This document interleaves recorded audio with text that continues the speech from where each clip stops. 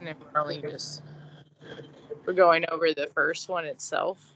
And stuff. So it's like I can't speak too much on it. But I'll just speak up to the point where I'm confused based on the first one. But you can start it. Whatever. Okay. Okay. Let's go over it.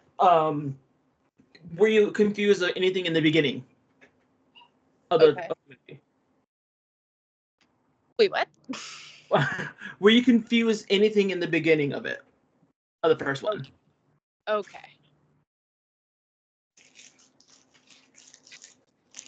Because I actually memorized the movie because of how often I watch it.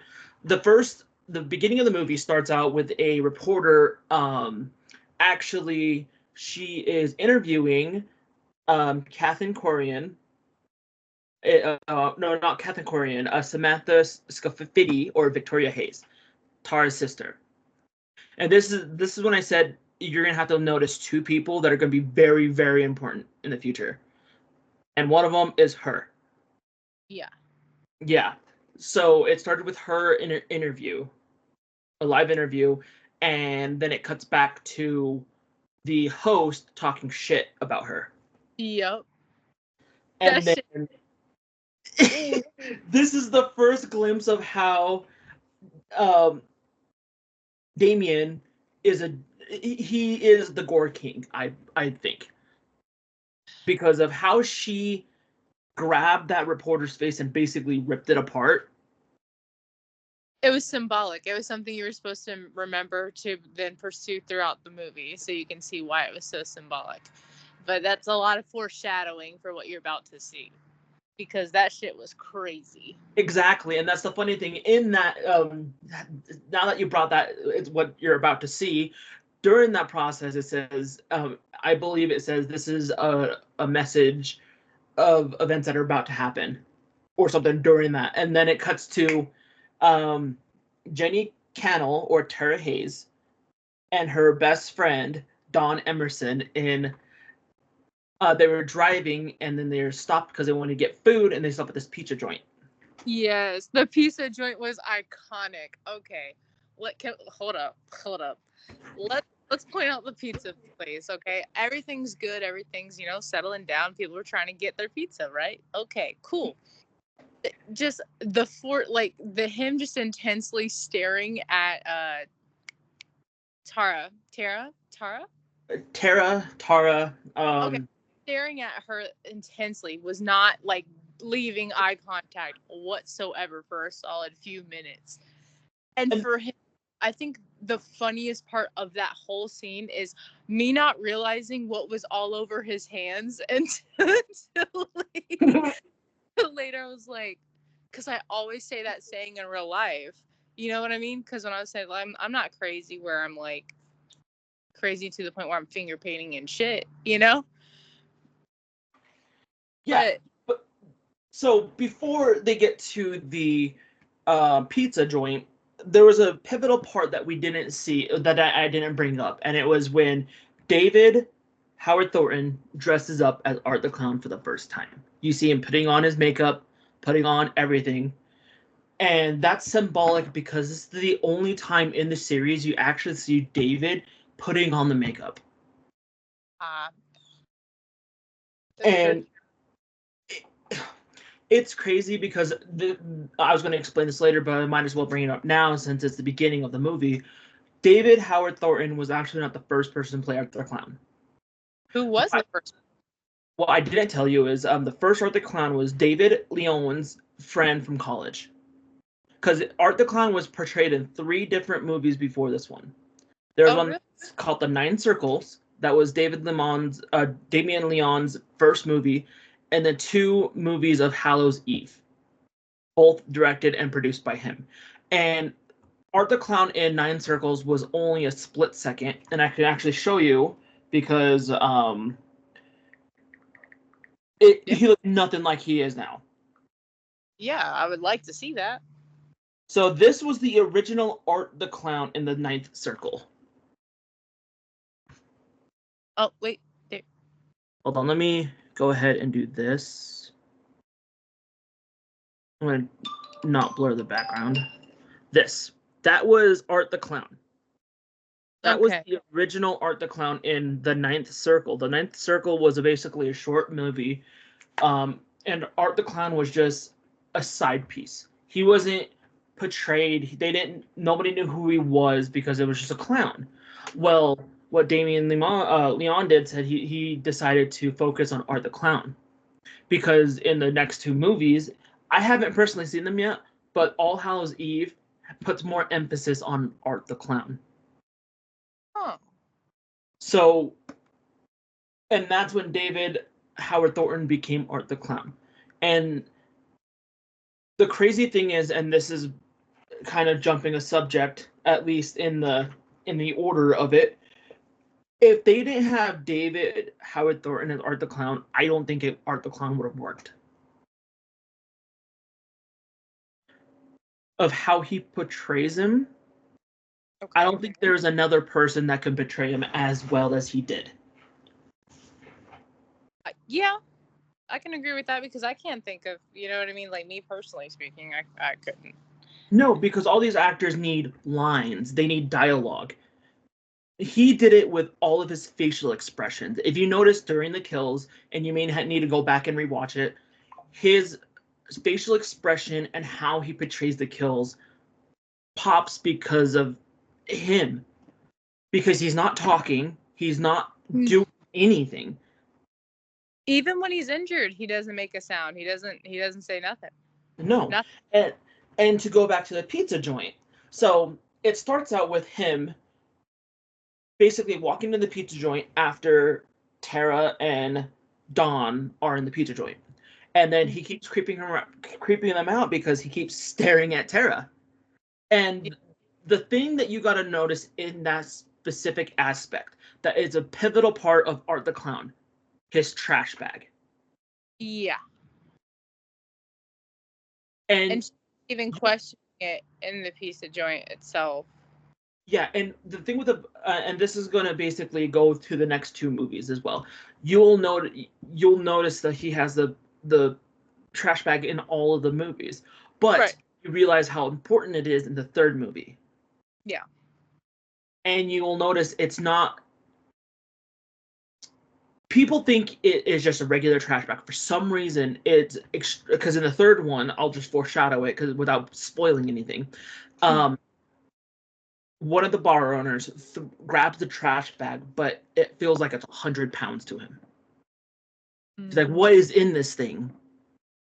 But Art the Clown can easily just throw it over his bag like nothing happened. Right. In this movie in general, I think there is five, not including Art the Clown. Okay, and these are the four that you may not realize that are important to the series. Tara Hayes is definitely important because she's the protagonist in this movie. She's the one where she is the main character that is getting stalked by Art the Clown. Yeah. So Victoria Hayes is one of the most important parts of this movie. Yep. Because of what happens during and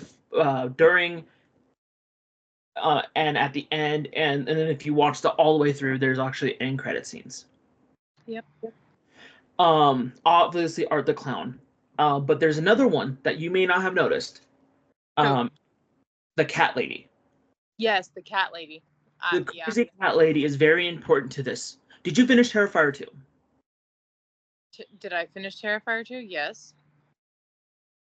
I'm going to go into the lore, right? So the rumors that was actually confirmed by Damien that the crazy cat lady is actually the little girl in the second movie's mom.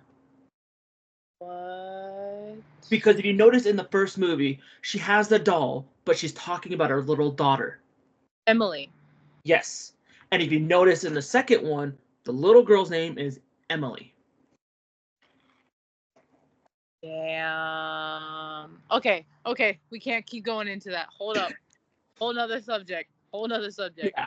But okay, so the theme of this movie, I think it's to create a new slasher, because what Damien was told by many people is clowns cannot be slashers.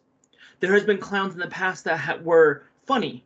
There has been clowns that are sort of demonic, and like Pennywise the Clown. Right. There has been lower budget horror movies that we'll get into in a future date. There is clowns from Twisted Metal, Sweet Tooth. There's this movie on Netflix that was released about 2013. It's very graphic. It's very bloody. It's called Clown. Mm-hmm. That's a crazy one. Later down the line, we'll have to make a a list. But I think he was trying to make a slasher and proving that clowns can be a slasher. Because we had slashers like Freddy Krueger, we had Jason Voorhees, we had Michael Myers, we had Leatherface. We had all these slashers, but not a specific clown. Right. Because Pennywise can't even say it's a slasher because he's more of a horror icon. He doesn't, you don't see him slashing up people. Actually, with Pennywise, you hardly see him do anything. Right. And I think the message they're trying to convey in this specific movie that a lot of people don't realize is you never know who you're going to come across, and don't make fun of people that for your enjoyment, because you could end up as a victim. And if you think about it, in the first one, those two girls were making fun of him and taking pictures with him at the beginning of the movie. I think, like, I agree with you, but I would also say that there's something more in terms of the message itself. Like, I feel like the message itself is to always trust your gut instinct, because you got to remember that Tara was the only one that was really questioning him in, like, a deep aspect. As for the Dawn, she was more so playing it off like, she even said later in the movie after the pizza scene that she felt uneasy, but she didn't really pay any attention to it until Tara started saying something about it. So my thing, like, you're correct. You're correct. So follow your gut. Yes, that's definitely one. Moving away from the pizza scene. So after the pizza scene, you see them drive. Well, attempting to drive, because all of a sudden they found out they had a flat tire. Yeah. We weren't directly confirmed that it was true, but what people have been like rumorizing and thinking is true is Art the Clown slashed the tires.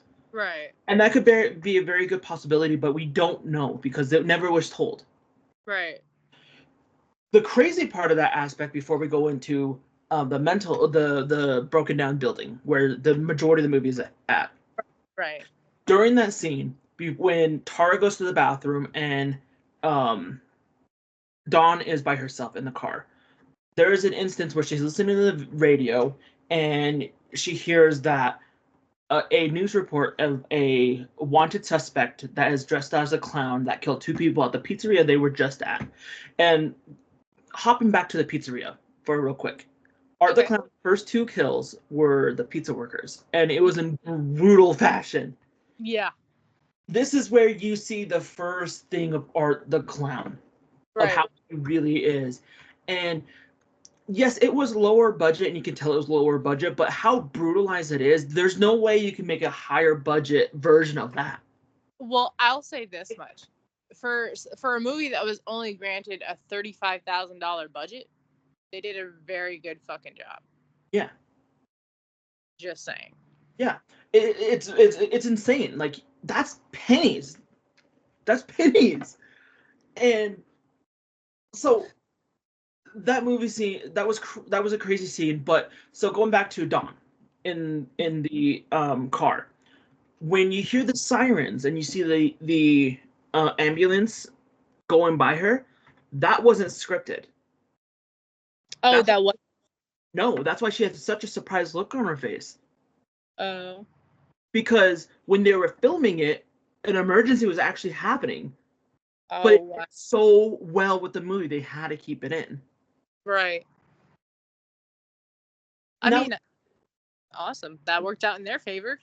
Exactly, and it made it more eerie because it was an out of character moment. Like, she didn't know what the hell was going on, so she was legitimately terrified at that point.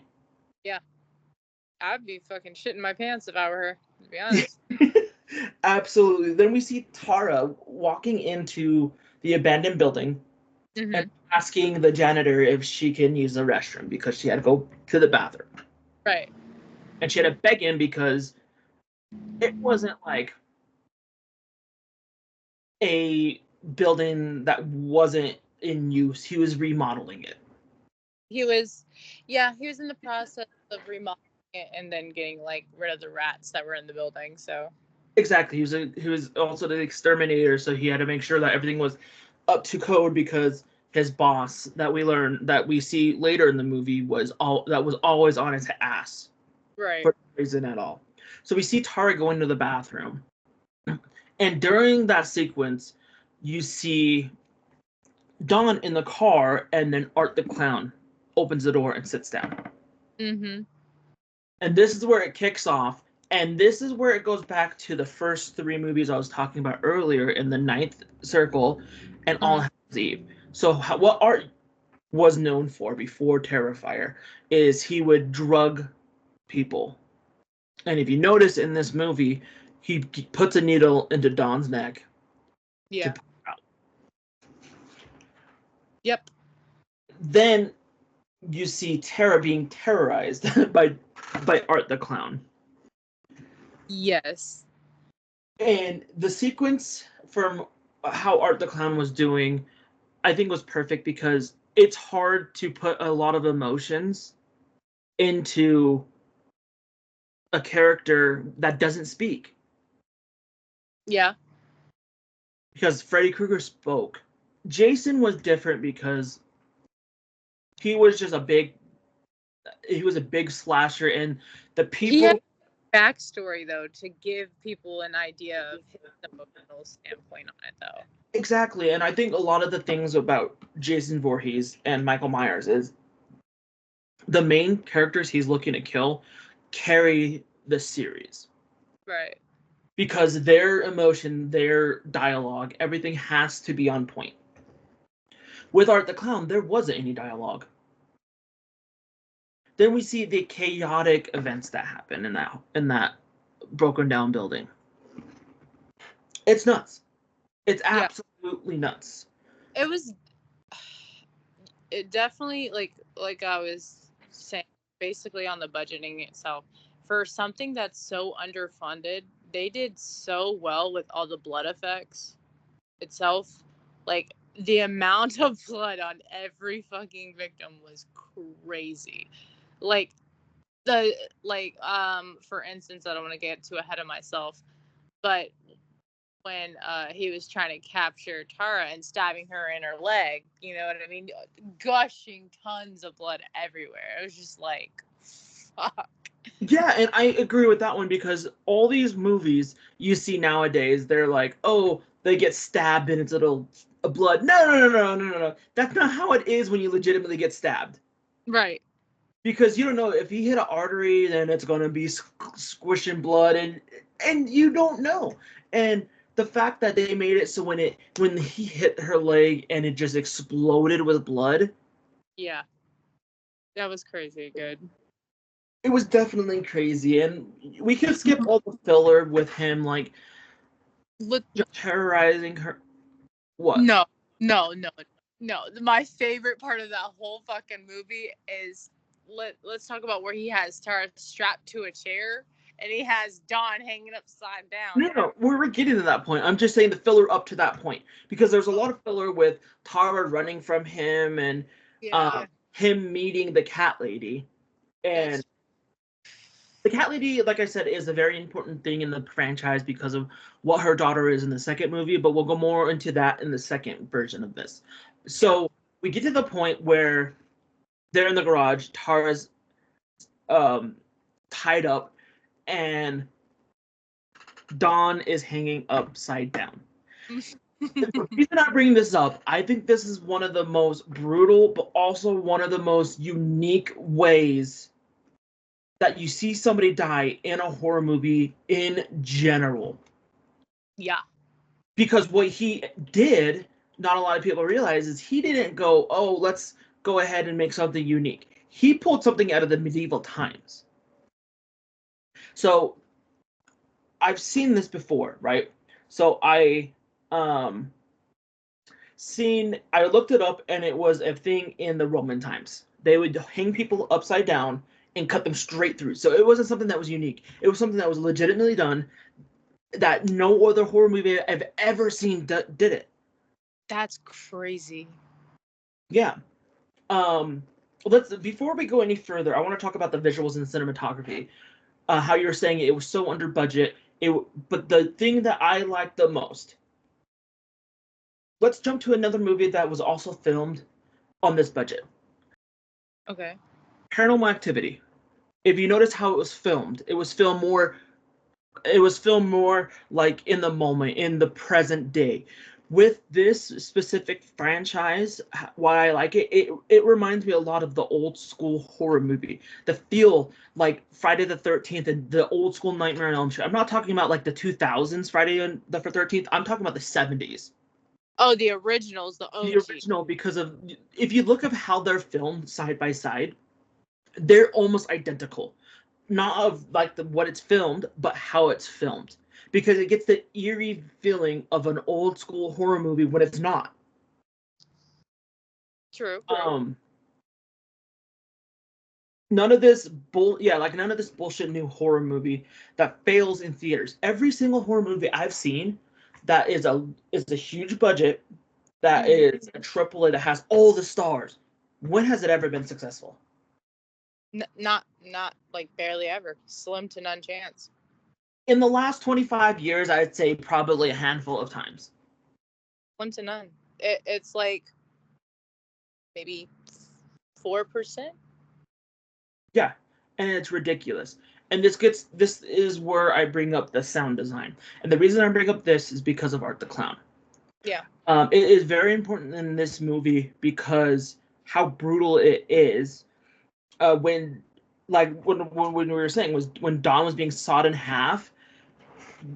When you saw somebody in half, you don't hear you hear him scream, but you don't hear like the cutting or the blood like in regular horror movies. You actually hear the cutting, you hear the splashing. So them having that kind of sound brings it to life, because Art the Clown doesn't speak, like I was saying, so he can't say, "Oh, I'm gonna kill you, bitch," and then start sawing him. He has, "I'm killing you now, bitch," look on his face while he's sawing the bitch in half. Right. And he's laughing the entire time, but you don't hear anything. You just see him laughing. You know? Absolutely. And when he's laughing, it's more eerie because he has that laugh that doesn't make noise. Mm-hmm. So you're like, he's laughing, but why can't I hear him, kind of thing. Right. It's because he doesn't want your ass to hear him. He wants to bring your terror to life. Literally. Hello, hence the name. Terrifier. Yeah, and with the performances aspect, since we're bouncing around, Tara's performance in that specific scene, I don't know if it's because she's just such an amazing actor, or if she legitimately didn't know what was going to go happen at that moment. Because the disgust, her look on her face when her friend's getting sawed in half, it's not normal that somebody that actually knew the script would have done. Right. It looked like she was legitimately terrified of like what the hell is going on at that moment. Yeah, it feels like she was really deeply connected to it, as if it was actually happening. Exactly, and that kind of emotion has more effect than people talking. Yeah. Because, yeah, she had a lot of lines, but the whole movie, if you notice, there wasn't as many lines as you would think in a movie. Yeah. It was more audio cues. Yep. Like, you felt it happening because they hit. Because I know that for a fact, there's a specific tone that horror movies use that actually bring out your goosebumps. Yeah. And you can't physically hear it. It's just a specific tone that they use where your brain can hear it, but your ears cannot. And it legitimately fills you with like dread, and like make you feel uncomfortable in those situations. Like even throughout the whole, I know we're just bouncing around back and forth, but as far as like whenever we get back to the actual, I can't remember his name, but the actual guy who was originally there in the building, Mm-hmm. When you realize he's like not dead, kind of thing, it kind of gave you a little glimpse of hope, like, holy shit, Tara might actually live through this shit, you know? Exactly, and let's go to that part. So after Dawn dies, more blood than I've ever seen in a horror movie. Just in that one instance. And not only that, you see her insides, you see everything. Then you're like, oh shit, Tara's gonna get out of it. She's gonna kill this clown, blah blah blah. She dies. Yeah. Plain and simple. We can go on, oh, she runs and then she fights off the clown. Well, the clown comes out and he shoots her, pure point blank. Shoots her. Face. First, he shoots her in the leg, where she can't move, and then he finishes her off. You're like, oh, got shot in the leg. She's gonna come back from this, and then he stands up beside her, gives her an eerie look, and then empties the damn clip in her face. Yeah. Just empties it. No regard at all. That's my only gripe about that part. So he went so brutalized on her. How the fuck is he wearing her face in the next scene? Right. I wish there would have been like a scene where we can see that. Where we can. So you do. So if during that process, when you see the other big performer that you need to know, Victoria, when she shows up after Tara calls her, because we didn't go over because it's just filler at that point, where Tara calls her sister to come pick her up because the car dumbass had the spare tire on it already. Right. So you see her sister come in. Right. And it's just chaos. She doesn't know where her sister is. Then she walks down to supposedly the garage, but this building's kind of set up weird, where it when she goes down in the basement and then the garage. I don't know exactly how that works. Me either. Because it was like a boiler room and then a garage connected to it. That's very unique kind of setup. But then she goes in, and this is where I say, without David, that Art the Clown wouldn't have been a thing. Because this is where I brought up that thing where I'm like, oh, hey, it's Daniel's girlfriend. Because then you see Art the Clown wearing her sister's boobs and her face, acting like a woman coming up the stairs. Right. And I don't know if it's her sister per se, or if it was the crazy cat lady, because that crazy cat lady did die as well. Yes, but if you notice, before she did die, that she was talking to him saying, have you ever had a mother's touch before, kind of thing. And if you notice, like when Victoria comes in and sees the cat lady on the floor, that she had marks on her like boobs, all from whatever, I'm assuming that he like either like mutilated them with his hands, or he just attacked that shit, like bit the fuck out of them or something. So he didn't mutilate it with his hands. If you remember in the beginning of the movie when he was putting together his weaponry, it was called a flail. It's called a flail because a mace is where it has a ball. A flail is when it is just a loose chain. But the loose chains had sharpened knives, butter knives, sharpened forks, sharpened spoons. And this is where I think it's the most unique thing. Instead of just using the knives, he uses all the cutlery. Yep. The spoons and the forks, you wouldn't think would do damage, but they would do damage. Yeah. And that's why you see him slice hit and keep slicing her, and I think that's where she got the wounds. Yes. I think that recognizing the type of weaponry and then seeing how he ends up eating Victoria's face is kind of significant too. Yeah. And honestly, I don't think we can push this an hour because it was such a short movie. The second one was definitely going to be an hour. Definitely. But so towards the end of the movie, since we basically covered everything, what ends the movie is Art the Clown is biting off Victoria's face because she sees that Art killed her sister and she has nothing else to live for, so she tries to escape. Well, Art the Clown, for some reason, this garage's doors were bolted shut for some reason with chains, and then you see Art the Clown drive a car right into her. Right. And then you see Art the Clown start eating her face before the police showed up. When the police showed up, they said drop, and they said get off of her, get off of her. And then he pulls a gun from his ankle. From his ankle. Yeah. And they're like, don't do it, don't do it. And then you see him shoot his brains out. Shoot his fucking brains out. Just bah! Bam. Dunzo. Completely dead. And you're like, shit, that's the end of the story.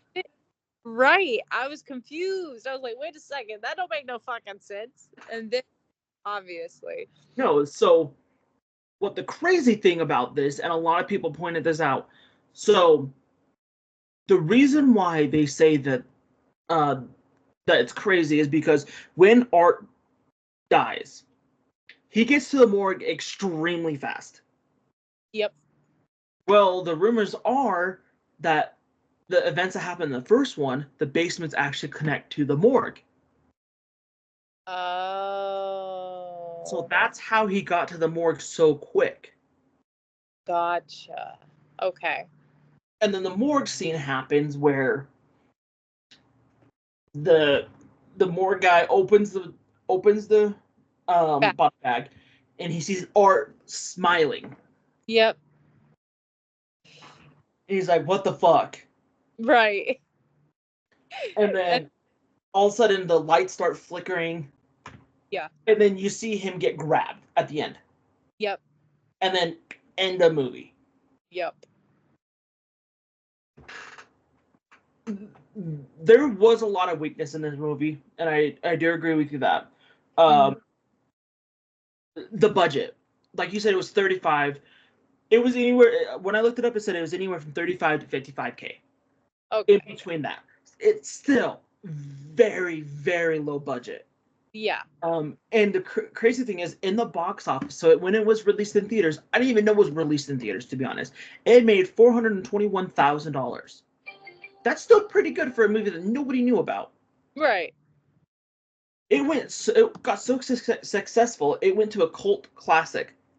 And the reason why I bring up cult classics is because the next set of films we're going to review after Terrifier 3 is going to be The Devil's Rejects. I love that movie. I love it as well. It's some of my favorites. There's 3 of them, and I own all 3. House of a Thousand Corpses, The Devil's Rejects, and 3 from Hell. Yes. All of them, such great movies. House of a Thousand Corpses is probably one of the greatest horror movies ever written, in my opinion, because of how it was also low budget, but it took it years to gain traction, and it went nuclear. So many people talked about it. So many people wanted it, and then it didn't go nuclear until House of a Thousand, until The Devil's Rejects was filmed and actually released, because I think that's what brought everything together. My overall impressions of this is, if you like silent slasher films, it's a perfect film for you. Yeah, definitely. If you're into like gory, dark twisted humor kind of thing, and mutilation, especially mutilation. And I think this is what slasher films are supposed to be. Yeah, a lot of it, you gotta think, a lot of the slasher films in the older versions, like later dates, they're always going to be better than the new versions. You got to think, this generation is so fucking sensitive about stuff, so. And that's the crazy thing. This movie was released 9 years ago, so it's not old. Right. Like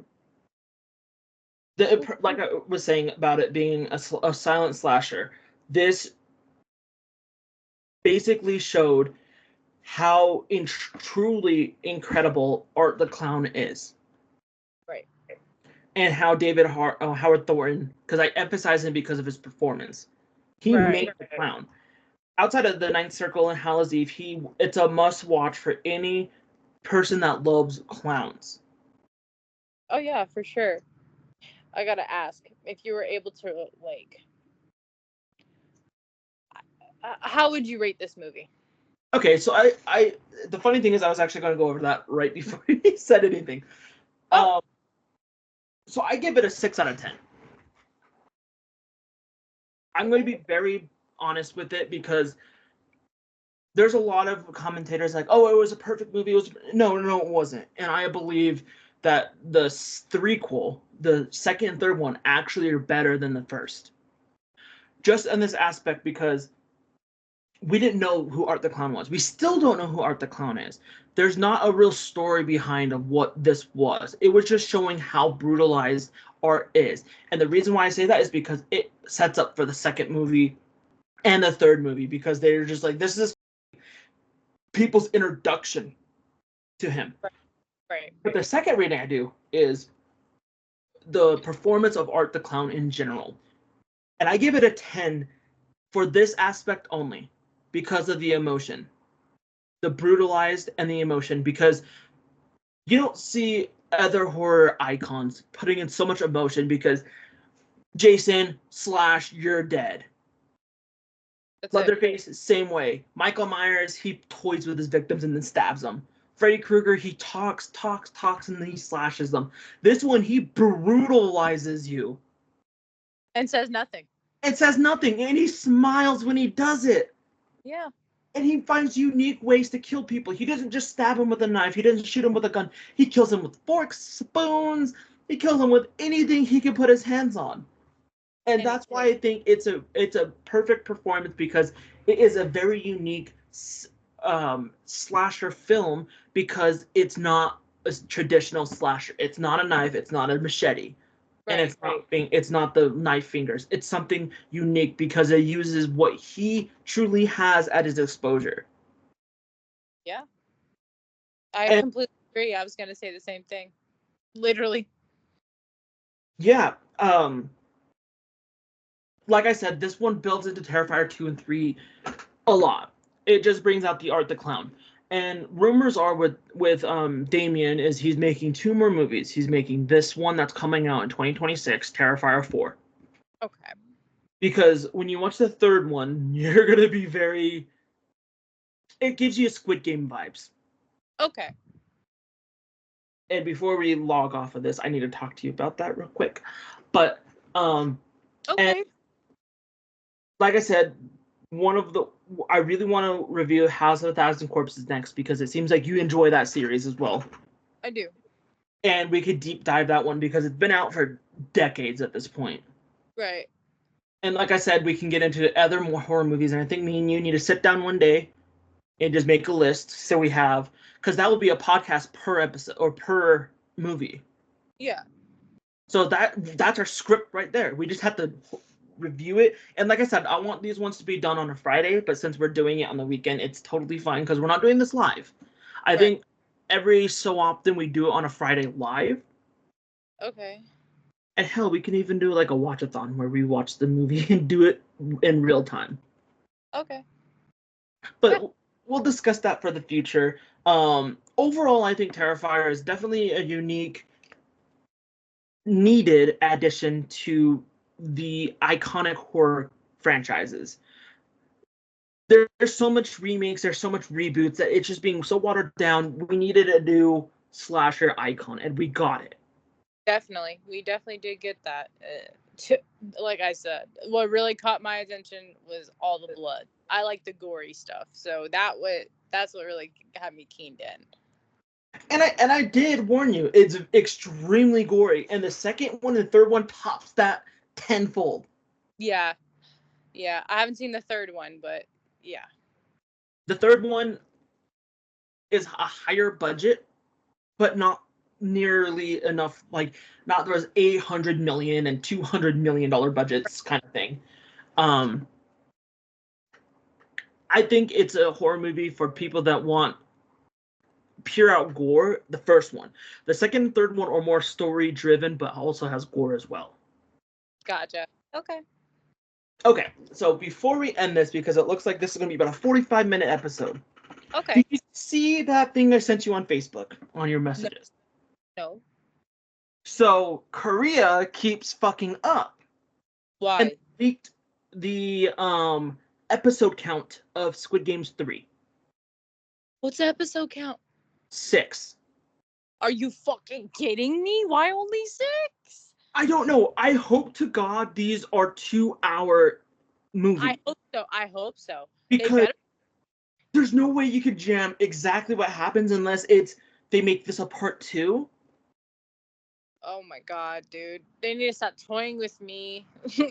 That's what was leaked. I don't know if it's true or not, but they brought it up, and I'll show you actually right now because it's not very far from when I messaged you. Okay. Yeah, right here. So, Squid Games Season 3, right? It's showing the release date of 6/27/25. Mm-hmm. If you scroll down, somebody was able to click on it, and there's only 6 episodes. Oh my fucking god. No, they better make them long. They better make them long. If that's true, they better make them long as fuck. I don't care. I need the like all the details. I need all that. I don't know. They're saying that there's 13 episodes, but that is a combination between season 1 and season 2. Honestly, I think they should just get rid of season 3 and say season 2, and just say it's a continuation. Continuation, yeah. Don't say season 3. It makes no sense. No, it doesn't. And I think that one is one that we would actually. Yeah, never mind. It's not when. That's like almost a month before I come. After I come over. If we still go to Metallica, it depends. Yeah. Because that would have been fun just to binge watch it. Because if it is 2 hours each, Jesus Christ. Yeah, I know. It's gonna be an insane thing. But what I'm thinking, because I will upload this one somewhere. I don't know where yet. Okay. I'm thinking we should do a live show at least once a week. Even if it's a 45 minute show, I'm thinking 45 minute is the sweet spot until we have people that want to join us, or we have like, if it's like an interview or if it's like a watch-a-thon, we can obviously make it longer. Okay. Well, yeah, that just really depends on when. No, I know it's gonna be all around your schedule, and since I'm helping you with your schedule, we'll figure out what times. So it's basically going to force you to get out of your head. Because you'll be actively doing something. And it's not going to be nothing crazy. It's not going to be something that we have topics. It's just going to be like a bullshit kind of thing. Okay. We just talk about life events. We just talk about everything. I don't know exactly where we're doing it just yet, but that's a TBA. Like I said, we're going to do a couple of these recorded episodes, and we'll at least upload the Terrifier ones. Okay. And see how it does, because since it's such a hot topic right now, people might have the same theory. And I think at the end, after Terrifier 3, before we go into the house, I think we should have an episode strictly on theories. Okay. And what we think could happen in this. Why did Siri just remind me to get something out of my car? I don't know. But thank you so much, Lex. You're amazing for helping me with this. Shush. You're amazing. No, truly, like, I've had people, and this is going off topic because it's winding down where we're at. I've had people that was like, oh, I'll do a podcast with you. Oh, I'll do this and this with you. And they never did. They never did. Or they're like, oh, I don't know when I'll have time. You're setting time away from your personal days to do something that potentially could help me in the long run. Yeah. And when we have our first guest, because I'm gonna blow this motherfucker's Twitter up, his Instagram, anything. I'm gonna try to get Damien on this as soon as possible. Okay, cool. That'd be awesome. Because you know how crazy it'd be to see or even David. If we can get the clown on here. That'd be cool. Or Sienna. And that's going into the second movie. Yeah. The reason why is because Sienna is one of my favorite characters. I'm sure. All right, my love. Thank you so much for this. Of course. As always, no edit, no uncut. We don't need that shit. No. I love your face. Love your face too. And enjoy the rest of your day. All right, you too. Talk to you later. Bye. Bye.